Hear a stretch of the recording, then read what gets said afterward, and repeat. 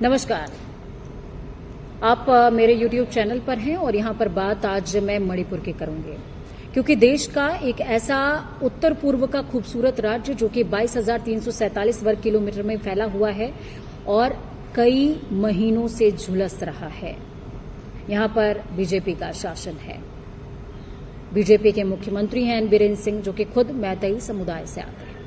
अब आप सोचेंगे कि यहाँ पर यह जिक्र क्यों जरूरी है, क्योंकि 60 विधानसभा सीटों में से 40 विधानसभा सीटों पर मैतेई समुदाय का सीधा दबदबा है, जिनकी आबादी का जो कुल प्रतिशत है वो 53% है।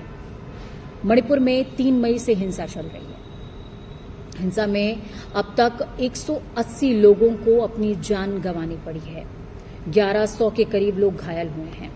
अब आप सोचेंगे इसमें नया क्या है, क्योंकि देखिए 5,172 आगजनी के केसेस हुए और इन आगजनी के केसेस में 4,786 घरों, जिनमें 386 धार्मिक स्थल भी शामिल थे, इनमें तोड़फोड़ की गई है, आगजनी की घटना की गई है। सबसे बड़ी बात हम ये जानते हैं कि कुकी और मैतेई समुदाय के बीच में ये रार बरसों से चली आ रही है और पूरा मामला इन्हीं दोनों के विवादों के बीच का है। 5 अक्टूबर को एक घटना होती है।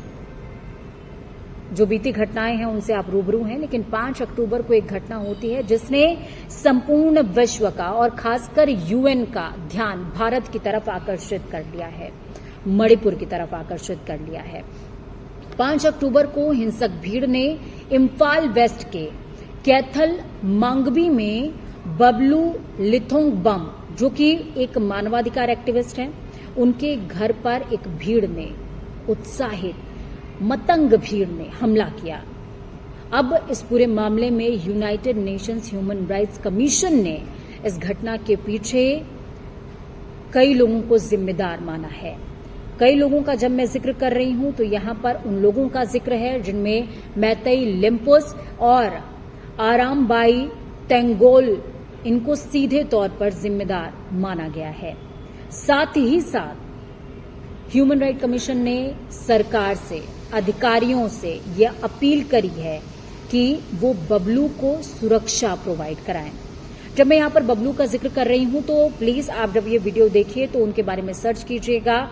बबलू लिथोंगबम ये वो व्यक्ति हैं जो कि लंबे समय से बीरेन्द्र सरकार के खिलाफ बोल रहे हैं और इसके अलावा वो कुकी और मैतेई के बीच में जो विरोधाभास चला आ रहा है, जो हिंसा चली आ रही है, विवाद की स्थितियां हैं, इस पर बोलते आ रहे हैं। उनके परिवार और घर को सुरक्षा देने की मांग की गई है।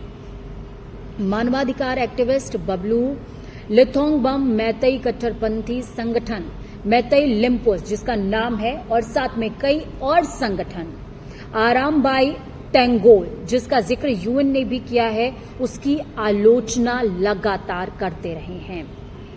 बीते दिनों मणिपुर के अंदर जो घटना हुई वे किसी से छिपी नहीं हुई है। आधी आबादी को किस तरीके से शर्मसार किया गया। विपक्ष एकजुट हुआ। विपक्ष ने सरकार को जगाने के लिए, बताने के लिए अविश्वास प्रस्ताव भी वो लेकर के आए, लेकिन उसके बावजूद चुप्पी नहीं टूटी। शुरुआत में वीडियो में मैंने जिक्र बीजेपी शासन का और मैतेई समुदाय का इसलिए किया क्योंकि मुख्यमंत्री वहां से ही आते हैं।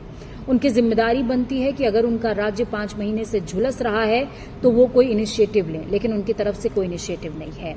और सवाल आखिरी में ये कि क्या आंख पर पट्टी बांध लेने से मुसीबत गायब हो जाती है?